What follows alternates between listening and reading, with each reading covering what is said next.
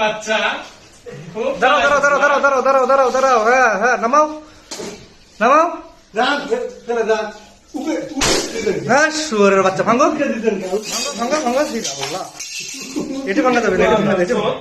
এটি ভাঙা যাবে না এই শালাক বেশি মারো মাগি খেয়ে গেছে হ্যাঁ দুই পা থুইয়া এ কাজ পুরাবে নাকি আবার এটি বাড়া